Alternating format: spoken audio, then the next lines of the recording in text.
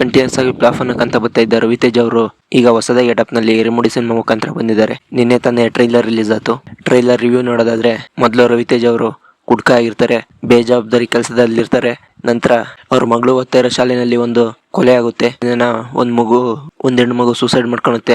ಅದು ಅವ್ರ ಮಗಳ ಮೇಲೆ ಪರಿಣಾಮ ಬೀರ್ಬೋದು ಅಂತನ ಅವ್ರನ್ನ ಕೊಲ್ತಾರೆ. ನಂತರ ಅವ್ರ ಮಗಳಿಗೋಸ್ಕರನ ಅವರು ಕುಡಿಯೋದನ್ನ ಬಿಡ್ತಾರೆ. ಜೊತೆಗೆ ಅಯ್ಯಪ್ಪ ಸ್ವಾಮಿಗೆ ಮಾಲೆ ಕೂಡ ಹಾಕ್ತಾರೆ. ನನಗೆ ಗೊತ್ತಾಗಿದ್ದು ಇಷ್ಟು ಈ ಟ್ರೈಲರ್ ನಲ್ಲಿ. ಜೊತೆಗೆ ಈ ಟ್ರೈಲರ್ ತುಂಬಾ ಸಸ್ಪೆನ್ಸ್ ಆಗಿದೆ. ಒಂದು ಸಸ್ಪೆನ್ಸ್ ಆಕ್ಷನ್ ಥ್ರಿಲ್ಲರ್ ಮೂವಿನೇ ಅಂತ ಹೇಳ್ಬೋದು. ಜೊತೆಗೆ ವಿಲನ್ ನ ಹೆಚ್ಚಿಗೆ ಎಕ್ಸ್ಪೋಸ್ ಮಾಡಿಲ್ಲ. ಇದರಲ್ಲಿ ಕಥೆನ ಅರ್ಥ ಆಗದೆ ಇರೋ ರೀತಿ ಇಟ್ಟಿದ್ದಾರೆ. ಯಾಕಂದ್ರೆ ಟ್ರೈಲರ್ ಅಲ್ಲಿ ಎಲ್ಲ ಅರ್ಥ ಮಾಡ್ಕೊಂಡ್ಬಿಟ್ರೆ ಫಿಲಂ ನೋಡಕ್ ಹೋಗಲ್ಲ ಅಂತ ಸ್ಲೋ ಮೋಷನ್ ಮುಖಾಂತರ ಟ್ರೈಲರ್ ಓಪನ್ ಮಾಡಿ ಕಟ್ ಸೀನ್ಗಳನ್ನ ಇಟ್ಟು ಟ್ರೈಲರ್ ನಂತೂ ಸಖತ ಮಾಡಿದ್ದಾರೆ. ನೀವು ಇನ್ನು ಟ್ರೈಲರ್ ನೋಡಿಲ್ಲ ಅಂದ್ರೆ ಹೋಗಿ ನೋಡಿ. ಇದು ಕನ್ನಡದಲ್ಲಿ ಟ್ರೈಲರ್ ಇಲ್ಲ, ತೆಲುಗುನಲ್ಲಿ ಮತ್ತು ತಮಿಳಿನಲ್ಲಿ ಮಾತ್ರ ಟ್ರೈಲರ್ ಇದೆ. ರವಿತೇಜ್ ಅವರು ಇಲ್ಲಿ ತಂದೆ ಕ್ಯಾರೆಕ್ಟರ್ನ ತುಂಬಾ ಡೀಸೆಂಟ್ ಆಗಿ ಮಾಡಿದ್ದಾರೆ. ಜೊತೆಗೆ ಆ ಮಗು ಕೂಡ ಮಗಳ ಕ್ಯಾರೆಕ್ಟರ್ನ ಸಖತ್ತಾಗಿ ಮಾಡಿದ್ದಾರೆ ಅಂತ ಹೇಳ್ಬೋದು.